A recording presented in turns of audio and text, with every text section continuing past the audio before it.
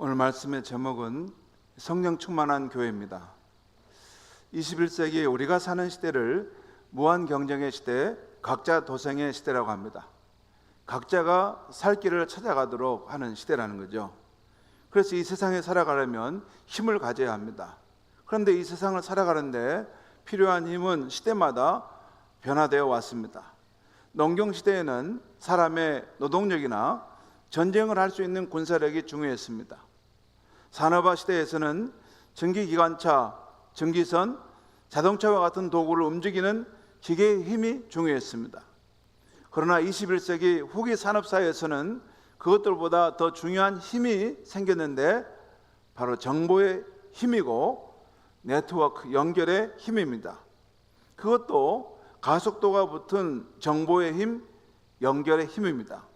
지금은 새로운 정보를 얻지 못하고 새로운 연결망을 갖지 못하면 다른 나라보다, 다른 공동체보다 밀려나고 결국 생존하기 어려운 그런 상황으로 갈 수 있다는 것입니다. 그렇다면 교회의 힘은 무엇입니까? 예수를 믿는 사람의 능력은 무엇입니까? 세상에서 말하는 정보입니까? 성경에 대한 정보를 많이 아는 것입니까? 교회의 힘, 성도의 능력은 바로 성령입니다. 우리는 이 세상의 힘을 다 가질 수는 없지만 이 세상이 갖고 있지 않는 큰 힘을 갖고 있습니다. 이 세상을 능히 다스릴 수 있고 이 세상의 모든 문제를 해결할 수 있는 하나님의 힘, 성령을 교회와 성도는 가지고 있습니다. 인간이 가진 힘은 한계가 있습니다. 그래서 인간은 감당할 수 없는 시련과 역경이 오면 절망하고 자포자기해 버립니다. 그러나 하나님 주시는 성령의 힘은 인간의 한계를 뛰어넘어 절망적인 상황을 견뎌내고 극복하게 합니다. 조연적인 성령의 능력은 인간의 한계를 뛰어넘어 절망적인 상황에도 그것을 견뎌내고 극복하는 힘을 줄 수 있다는 것입니다. 그러므로 우리가 승리하는 인생을 살려면 이 성령의 힘을 의지하는 법을 알아야 합니다. 오늘은 21세기를 살아가는 우리가 성령 충만한 가운데 성령이 주시는 힘을 가지고 살고 있는가를 점검해 보고자 합니다. 우리가 진정으로 성령의 힘을 가지고 살고 있는가를 알려면 오늘 읽은 사도행전 2장에 나오는 성령 충만했던 최초의 예루살렘 교회의 성도와 오늘 우리 자신의 모습을 비교해 보면 됩니다. 오늘 사도행전 2장에 나오는 최초의 예루살렘 교회의 모습은 그들이 성령 충만한 가운데 성령의 능력을 의지하고 살았음을 잘 보여줍니다. 그들이 장벽과 환난의 상황을 돌파해 갔고 그들이 두려움을 극복하고 예수 복음을 확신 가운데 전했고 또 그들이 흩어지면서도 전혀 낯선 삶의 환경 가운데서도 그들이 하나님 나라 공동체를 이루면서 이 세상에 어둠의 빛된 존재로 살아갔던 것을 보여줍니다. 오늘 본문의 상황은 이렇습니다. 예수께서 유대인의 명절 6월절에 세상죄를 지시고 십자가에 죽으셨습니다. 장사된 지 사흘 만에 부활하셨고 40일 동안 하나님 나라 일을 제자들에게 가르치셨습니다. 마지막으로 너희는 예루살렘을 떠나지 말고 성령을 받기를 사모하라 하신 후에 하늘로 승천하셨습니다. 그 후 제자들은 한 집에 모여서 10일 동안 전심으로 기도했습니다. 그런 중에 오늘 사도행전 2장 1절에서 4절까지 나온 대로 성령의 임함과 성령 충만의 사건을 경험하게 됩니다. 그날 급하고 강한 바람 같은 성령이 임했습니다. 하늘에서 내려온 불과 같은 성령이 각 사람의 머리 위에 임했습니다. 성경에서 불은 하나님의 임재를 상징합니다. 모세가 호렙산에서 하나님의 임재를 볼 때 그 떨기나무 가운데 불이 타는 것을 보았습니다. 이 불은 하나님의 임재를 상징하는 것입니다. 그들은 다 성령의 충만함을 받고 성령이 말하게 하심을 따라 각기 다른 언어로 말하기 시작했죠. 이것이 최초의 성령 강림 사건이고 제자들이 성령 충만을 받은 사건입니다. 그런데 여기서 우리가 한 가지 유념할 것이 있습니다. 이 장면을 보고 오늘 우리에게도 이와 같은 성령 강림 현상이 일어났으면 좋겠다고 생각하는 것입니다. 바로 이렇게 급하고 강한 바람 같은 현상이 일어나고 막 불이 떨어지는 이런 것을 바라는 사람들도 있다는 것입니다. 그러나 오늘 이 사도행전 2장의 오순절 성령 강림 사건은 반복되지 않습니다. 마치 예수님의 십자가 사건이 역사적으로 단 딱 한 번만 있고 반복되지 않는 것처럼, 그러면서도 계속 유효함을 갖는 것처럼 오순절날 제자들에게 성령이 극적으로 임하신 이 사건도 반복되지 않습니다. 왜냐하면 성령님은 이미 이 땅의 교회들에 임하여 계시고 그때 이후 지금까지 교회와 함께하고 계시기 때문입니다. 그리고 예수를 구주로 믿고 영접한 신자 안에는 이미 성령이, 거룩한 성령이 들어와 계십니다. 한번 신자 안에 거하신 성령님은 들락날락 하시는 분은 아니십니다. 마지막 구원의 날까지 우리 안에서 계속 구원을 이루어 가시는 분이십니다. 그래서 지금 우리에게 필요한 것은 성령을 달라고 기도할 것이 아닙니다. 성령은 이미 우리 안에 임하여 계십니다. 이미 성령을 받은 우리가 구할 것은 성령의 선물, 성령이 주시는 선물입니다. 그러면 성령의 선물은 무엇입니까? 성령의 임재, 성령의 능력, 성령의 은사를 나타내 달라는 것입니다. 신약 성경에 보면 성령은 우리에게 의와 평안과 기쁨을 주시는 분이십니다. 두려움을 극복하는 용기를 주시는 분이십니다. 세상에 줄 수 없는 깊은 위로와 평안과 소망과 하나님의 사랑을 경험케 하시는 분이십니다. 또한 성령은 지혜와 지식의 은사와 믿음의 은사를 주시고 능력 행함과 영들을 분별하고 오늘 제가 기도했던 것처럼 병 고치는 그런 은사를 주시는 분이십니다. 이와 같이 좋은 것들을 성령은 우리에게 주시는 분이십니다. 오늘 베드로가 오순절날 예루살렘에 모인 사람들에게 설교한 후에 그들이 회개하자 무엇이라고 선포합니까? 오늘 38절 말씀에 보면 베드로가 이르되 너희가 회개하여 각각 예수 그리스도의 이름으로 세례를 받고 죄 사함을 받으라.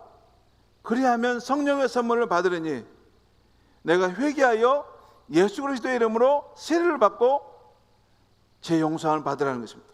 그러면 성령의 선물을 받을 것이다 라는 것이죠.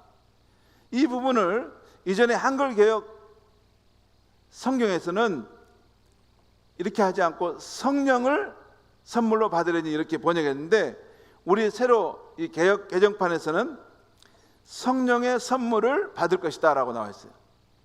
이 둘 다 이 번역이 다 가능합니다. 그런데 뉘앙스는 좀 다르죠. 성령을 선물로 받는 것과 또 성령의 선물을 받는 건 또 다르죠. 중요한 것은 성령을 받은 우리 신자들은 이제 성령이 주시는 선물을 사모해야 하는 것입니다. 오늘 우리가 읽은 말씀에는 최초의 예루살렘 교회 성도들이 성령의 충만함을 받았을 때 그들이 어떤 삶을 살았는가 하는 그 특징을 보여주고 있습니다. 첫째는 하나님의 위대한 일을 찬양한 것입니다. 오늘 4절을 보면 그들이 다 성령의 충만함을 받고 성령이 말하게 하심을 따라 다른 언어로 말하기 시작했다고 하고 있어요. 그러면 그들이 무엇을 말했을까요? 오늘 11절 말씀에 이런 표현이 나옵니다.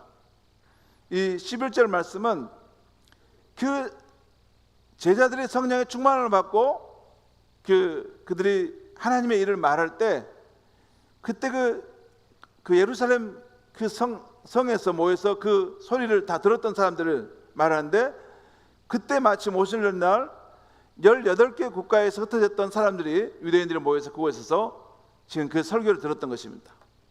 오늘 11절에 보면 그레데인과 아라비아인들이라 우리가 다 우리 각 언어로 하나님의 큰 일을 말함을 듣는도다 하고 그 제자들이 성령의 충만함을 받아 그 입으로 하나님의 큰 일을 말하고 있는 것을 그들이 들었다는 것입니다.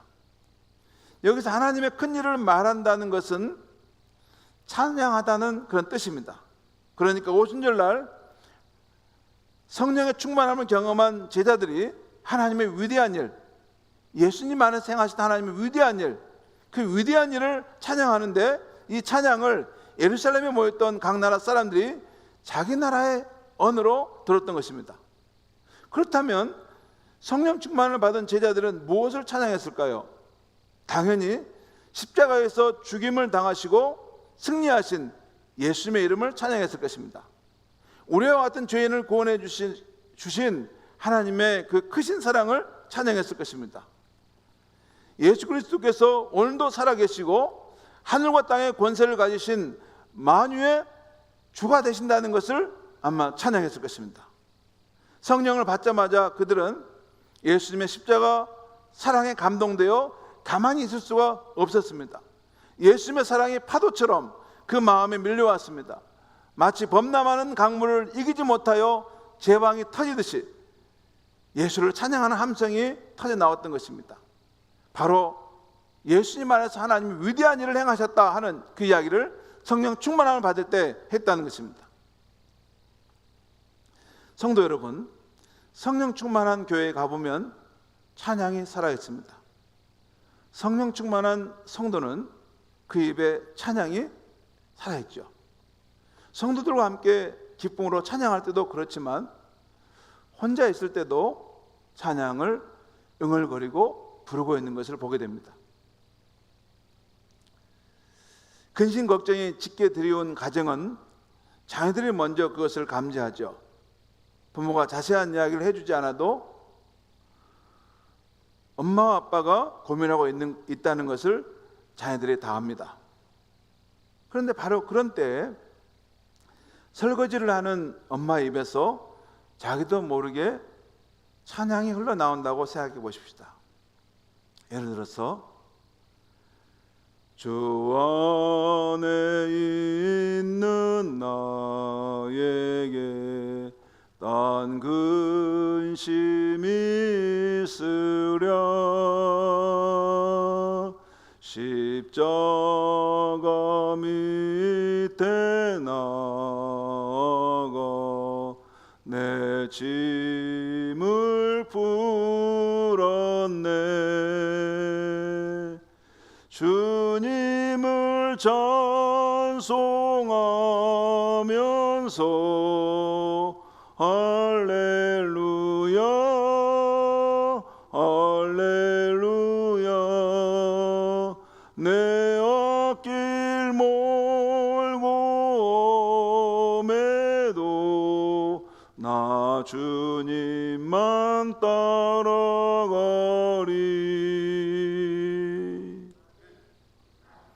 성도 여러분, 우리 자녀가 자기 방에서 무심코 그 어머니의 찬송 소리를 듣는다면 그 찬송이 자녀에게 어떤 영향을 줄 수 있을까요? 그 어머니가 부른 찬송 한 소절이 자녀의 마음을 덮고 있던 무거운 먹구름을 확 거치게 해줄 것입니다.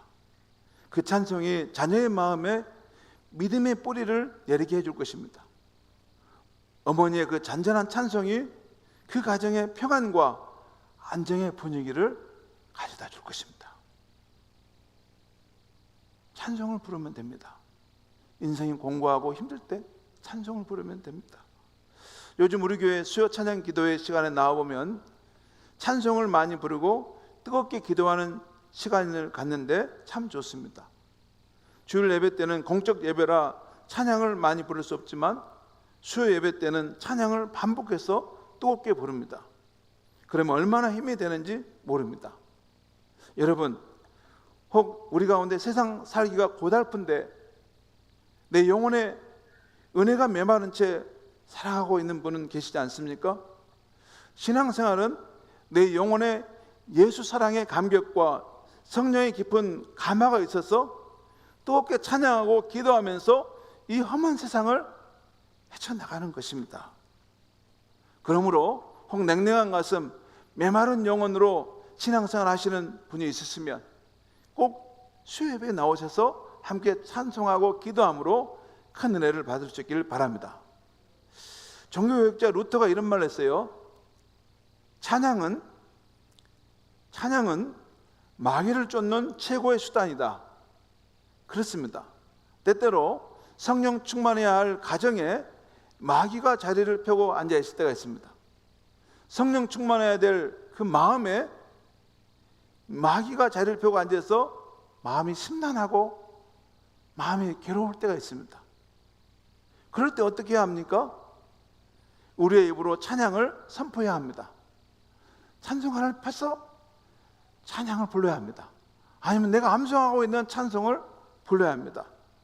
그러면 마귀는 금방 나 살려라 하고 주랭낭을 놓을 수밖에 없습니다. 그러므로 마음에 근심, 걱정이 있고 가정이 영적으로 짓눌린다는 생각이 들 때는 우리의 입으로 꼭 찬양을 부르시기 바랍니다. 우리 어머니가 그러셨어요. 가정에 심란한 일이 있고 여러 가지 마음에 괴로운 일이 있고 그러면 얘들아 다 모여라, 우리 함께 찬송하자. 그래서 찬송을 여러 곡을 불렀습니다. 그러면 한순간에 그 두려움과 걱정이 이렇게 물러가고 하나님의 평화가 그 마음속에 임했습니다.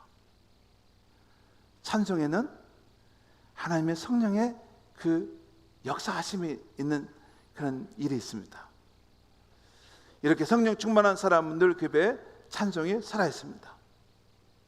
또 성령 충만을 받는 예루살렘 교회 성도들의 두 번째 특징은 예수 그리스도를 증거하는 삶을 살았습니다. 이것은 사도행전에 나오는 성도들의 특징이었는데요, 사마리아 성을 예수 복음으로 부흥케 했던 빌립 집사님이 그랬고, 박해로 흩어졌던 사람들이 그리스도인이 가는 곳마다 예수 복음을 전했던 것이 그랬고, 초대교회 성도들의 누구를 만나든 예수 그리스도를 전하려 했던 것이 바로 그들이 성령 충만했기 때문에 가능했던 것입니다. 이처럼 성령 충만한 사람은 누구에게든지 복음을 전하게 됩니다. 나의 구원자이시고 내 인생의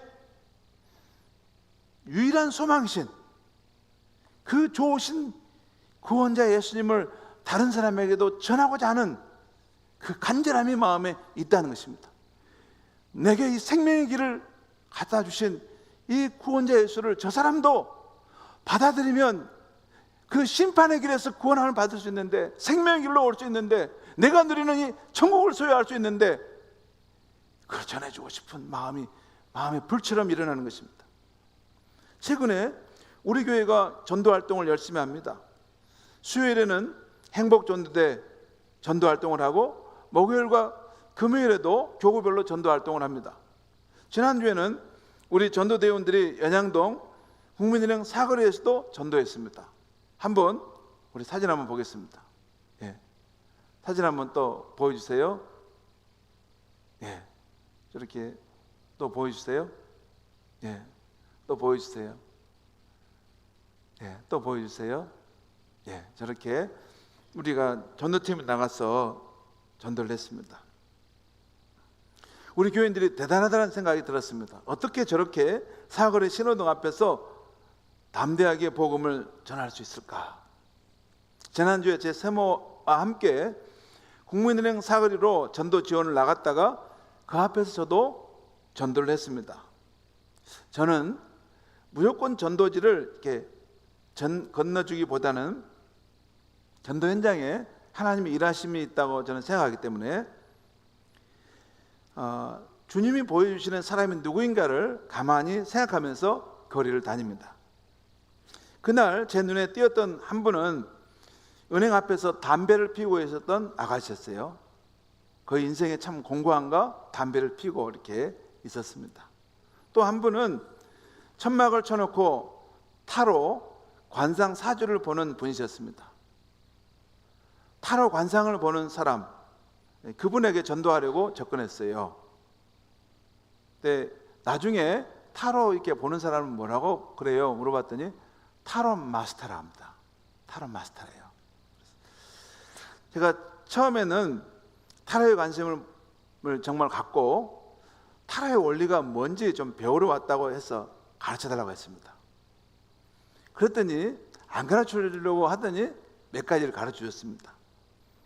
그래서 제가 어떻게 이런 업종을 하게 되었느냐고 물었습니다. 그런데 이전에 다른 일을 했는데 잘 안 돼서 타로 관상을 자기가 배워가지고 이것을 개업을 하게 됐다는 거예요. 그런데 제가 자꾸 물으니까 뭘 자꾸 그렇게 알려고 하느냐고 저를 타박하는 것입니다. 제가 말하기를 저도 이런 업이 비슷한 이런 일을 내가 하고 있기 때문에, 영적인 일을 제가 하는 거 아닙니까? 업이 비슷한 일을 하고 있기 때문에 새로운 분야가 일어나면 제가 관심이 많습니다. 그래서 좀 더 알려달라고 했습니다.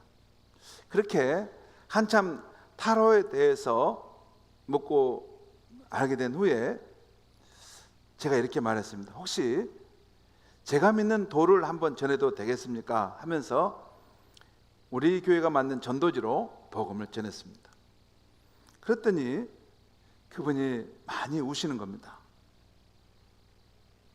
자신도 원래 교회를 다녔는데 하나님이 자기 기도를 안 들어준 것이 서운해서 안 믿게 되었다는 것입니다. 그분의 고달픈 삶의 이야기를 들었는데 들으면서 제 영혼에 하나님의 긍휼의 마음이 밀려왔습니다. 왜 이 사람을 오늘 여기 내가 만나게 하셨을까? 제가 사모와 함께 그 영혼을 위해서 간절하게 기도해 드렸습니다. 그리고 나중에 다시 뵙기로 하고 제 전도 명함만 한 장 건네드리고 또 그 사람의 이름도 제가 써가지고 왔습니다. 성도 여러분, 이렇게 복음을 전하다 보면 전혀 믿지 않을 것 같은 사람이 예수를 믿고 하나님께 돌아오는 역사가 있습니다. 이것은 우리 사람이 활동하는 것 같지만 하나님의 성령께서 그 구원하기를 원하시는 사람으로 우리를 보내시는 것이죠. 여러분, 나에게 복음을 전하고자 하는 뜨거운 마음이 있습니까? 그렇다면 나는 성령 충만한 사람입니다. 그러나 전도에 별 관심이 없습니까? 예수를 알지 못한 채 헛된 것에 목숨을 걸고 살아가는 이웃을 보아도 예수 믿으라는 말하는 것이 부끄럽게 생각되십니까? 진짜 그럽니까? 우리의 구원자 예수님을 남에게 전한 것이 그것이 부끄러움을 느끼실 만큼 힘듭니까? 예수님은 저와 여러분을 구원하기 위해서 그 십자가에서 정말 부끄러움과 수치를 다 당하시고 그 고통받는 죽음을 겪으시고 우리를 구원해 주셨는데, 여러분, 알아도 그렇게 부끄러움을 느낄 때는 성령 충만함을 꼭 받아야 합니다. 주여 나에게 성령의 충만함을 주셔서 성령의 능력과 담대함으로 주를 전하게 하소서. 이런 성령 충만함을 삼아야 합니다. 시간이 부족하기에 교회 성령 충만을 받은 초대교회 성도들의 삶의 특징을 제가 자세히 말할 수는 없습니다. 큰 제목만 몇 가지 더 말씀드리면, 그들은 하나님의 말씀을 배우는 일에 헌신했습니다. 또한 그들은 기도하는 일에 전심을 다했습니다. 또한 그들에게는 기이한 일과 표적이 나타나는 그런 일이 있었습니다. 그리고 그들에게는 형제사랑의 기쁨이 그 마음속에 넘쳐났습니다. 그리고 그들은 세상 사람들에게도 참으로 매력 있는 좋은 사람으로 여겨졌습니다. 세상 사람들이 성령 충만한 사람들을 보면 저 사람들을 보니까 나도 교회에 나오고 싶다, 그 소원을 불러일으키는 사람들이었다는 것입니다. 오늘 47절에 보면 하나님을 찬미하며 또 온 백성에게 칭송을 받으니 주께서 구원받은 사람을 날마다 더하게 하셨다. 온 백성에게 칭송받는 사람들이었다는 것이죠. 성도 여러분, 오늘 아침 성령 충만한 사람의 특징을 7가지 살펴보았습니다. 우리 모두가 이런 특징을 소유한 사람이 되었으면 참 좋겠습니다. 만일 우리가 성령 충만하여 이와 같은 삶을 산다면 우리는 이 세상을 두려워할 이유가 없을 것입니다. 아무리 세상이 우리를 놀라게 하고 위축시키고 낙심케 한다고 해도 성령이 주시는 능력을 힘입을 때 우리는 이 세상을 기필코 이길 것입니다. 우리 앞에 놓인 시련과 장벽이 있더라도 결국은 돌파하고 승리할 것입니다. 이 모든 것이 성령의 능력으로 가능한 것입니다. 우리 모두 이 성령의 능력을 받아 세상에서 승리하며 살 수 있기를 간절히 축원합니다. 기도하겠습니다. 하나님 아버지, 오늘 초대교회 예루살렘 교회 성도들의 성령 충만한 삶을 통해서 그들이 어떻게 살아갔는가를 보게 하시니 감사합니다. 우리에게도 성령 충만을 주셔서 하나님의 위대한 일을 날마다 찬양할 수 있게 하여 주시고, 예수가 인류의 구원자라는 것을 확신 가운데 증거할 수 있게 하여 주시고, 하나님의 진리의 말씀에 늘 깊은 관심을 갖고, 또한 기도의 사람이 되고 세상 사람들에게도 매력적인 사람들로 살아갈 수 있게 하여 주시옵소서. 예수 그리스도의 이름으로 기도하옵나이다. 아멘. 우리 다 같이 일어나서 찬송가를 부른 후에 197장 찬송가를 부른 후에 우리 3분 정도 우리 통성기도 하겠습니다.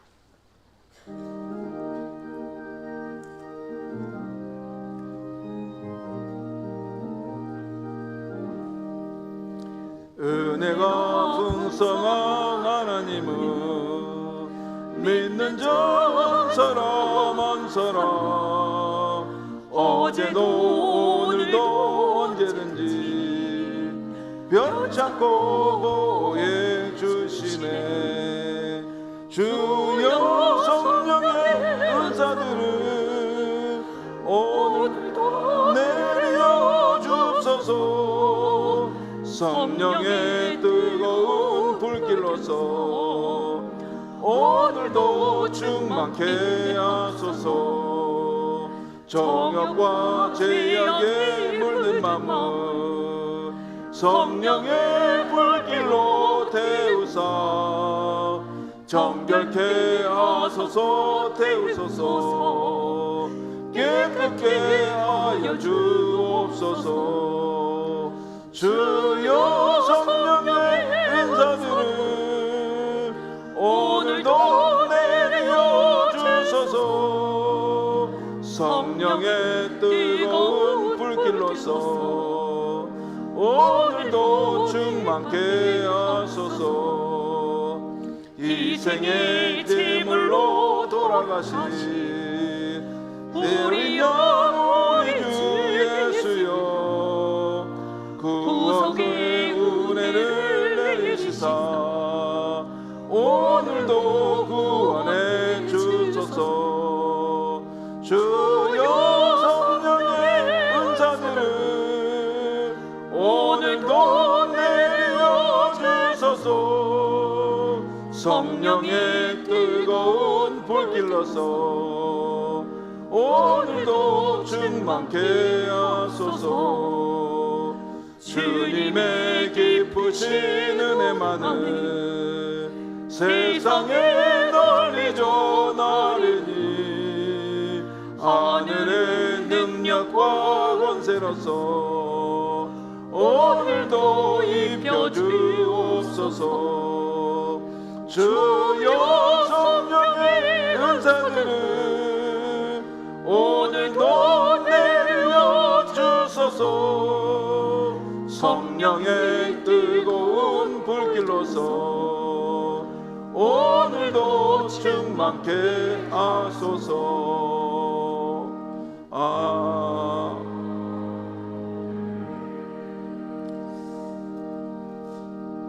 우리가 이 시간 통성기도를 하게 되는데요, 여러분 신앙생활 하지만 냉랭한 가슴, 은혜가 메마른 그런 상태로 내가 첫사랑을 잃어버리고 신앙생활을 한다면 그런 분은 성령의 충만함을 받아야 합니다. 또한 내가 신앙생활을 하지만 현재 겪고 있는 여러 가지 어려운 일로 내 삶이 자포자기하고 싶고 낙심되고 주저앉고 싶은 사람은 나를 이길 수 있는 성령의 능력을 받아야 합니다. 또한 내가 어떤 중독에 빠져서 그 나쁜 것을 끊고 싶은 내 힘으로 할 수 없어서 늘 다시 그곳에 넘어지고 실패하는 것이 있다면 그 사람도 성령의 충만함을 받아야 합니다. 또한 내가 예수를 믿지만 내 가족에게, 내 자녀에게조차도 참으로 함께 교회 가자고 하나님 믿는 삶이 너무 귀한 거라고 전할 용기가 없다면 성령의 충만함을 받아야 합니다. 그리고 또한 내가 오늘 몸이 아파서 사람의 힘으로 이건 고칠 수 없고 주의 능력과 은혜가 필요하다면 그 사람은 성령의 능력을 받아야 합니다. 그래서 이 시간 오늘 바로 그러한 갈망이 있고 그러한 마음에 간절함이 있는 분들을 위해서 우리 함께 성령의 충만함을 달라고, 하나님 성령의 은혜를 우리 각 사람에게 부어달라고, 우리 영혼을 만져달라고, 우리를 고쳐주시고 회복시켜달라고, 우리 한번 한 2, 3분 정도 기도하겠습니다. 우리 주여 한번 통성으로 부르짖고 기도하겠습니다. 주여! 하나님 아버지, 오늘 이 시간 우리 한마음 한뜻으로 기도합니다. 우리 서른에서 크게 기도하겠습니다. 각자가 간절한 마음으로 기도하겠습니다. 하나님 아버지, 참으로 우리 성도 한 사람 한 사람 오늘 이 시간 성령의 충만함을 필요로 한 사람이 많습니다. 하나님, 예수 이름을 갖고 있지만 무력하고 아무런 힘이 없는 나약한 신앙으로 살아가지 않게 하여 주시옵소서. 하나님 아버지, 여러 가지 삶의 어려움과 환난을 능히 이기고 돌파할 수 있는 하나님의 그런 성령의 충만함을 받게 하여 주시옵소서. 나를 이기고 또 나를 극복할 수 있는 하나님의 능력과 은혜를 체험할 수 있게 도와주시옵소서. 또 하나님 아버지, 내가 예수를 믿고 신앙생활 하지만 참으로 메마른 심령으로 첫사랑을 잃어버리고 몸이 건조하게 신앙생활 하는 정도였다면, 하나님 이 시간 다시 그 십자가의 하나님의 깊은 사랑을 깨닫게 하셔서 성령의 충만을 받게 하여 주시옵소서. 하나님 아버지, 특별히 이 시간 간절히 바라옵기는 예수 소망의 복음을 전해야 되는데 그 예수를 전하는 걸 두려워하고, 주님 참으로 내가 받은 구원을 전하지 못하는 그러한 연약한 심령에게 성령의 충만함을 허락하여 주시옵소서. 정말 그 마음에 간절함 있게 하여 주시고 그 영혼의 상태를 깨닫게 하여 주셔서 예수의 생명이시고 구원자 되심을 확신하고 믿고 의지하여 복음을 전할 수 있는 주의 백성 도와주시옵소서. 하나님, 또 하나님, 우리 몸이 연약하고 병든 성 하여 주시고 이 시간 성령의 치유의 능력을 나타내 주셔서 주의 능력으로 고침받는 역사가 있게 하여 주시옵소서. 성령 임재하여 주셔서 말씀하여 주시고 각 사람의 영혼을 만져주시고, 특별히 주님 깊은 어려움 가운데 고통 가운데 있는 사람들의 영혼을 붙들어 주시고 일으켜 세워 주시옵소서. 그 병든 몸을 만져주시고 고쳐주시옵소서. 주님 역사하여 주시옵소서. 성령의 능력을 나타내 주시옵소서. 주님을 찬양합니다. 송축합니다. 역사하여 주시옵소서.